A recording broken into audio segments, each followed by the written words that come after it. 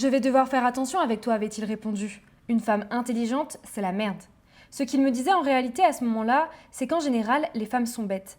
Mais bien entendu, étant sous le charme et intoxiquée par mes propres hormones, je ne m'en étais pas rendu compte.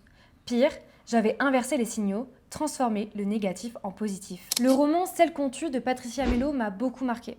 On y suit une avocate qui se rend dans l'état de l'Acre, au nord du Brésil, une région particulièrement enclavée et partiellement couverte par la forêt amazonienne.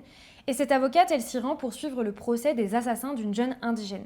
Sauf que là-bas, elle va découvrir la violence systémique contre les femmes, contre les populations locales et plus généralement contre toutes celles et ceux que la justice devrait protéger. C'est un roman sur la justice et sur l'injustice surtout, et ça montre à quel point dans une société, les dominants d'un système peuvent décider que certaines vies valent moins que d'autres. Selon les chiffres officiels, en 2025, les féminicides ont atteint un niveau record au Brésil avec près de 4 femmes tuées chaque jour.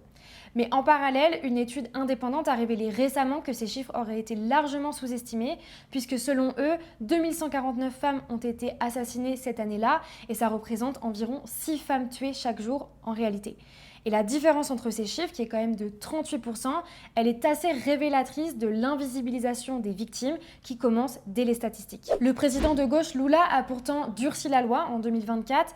La peine maximale pour féminicide est passée à 40 ans. Il a aussi instauré une journée nationale symbolique de deuil le 17 octobre.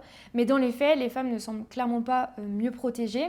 Le Sénat brésilien a révélé dans un rapport que seulement 16% du budget alloué à la lutte contre les violences faites aux femmes avait été dépensé. Donc à voir ce qu'il en sera après les prochaines élections qui auront lieu en octobre. Ce que j'ai adoré dans l'écriture de Patricia Melo, c'est qu'elle ne réduit pas du tout les victimes à leur mort. Elle leur donne une existence, une voix, une dignité. Et en toile de fond de cette histoire, il y a aussi toute la découverte de cette forêt luxuriante, cette avocate qui découvre la nature, le vivant, ça la fascine, elle trouve ça très très beau.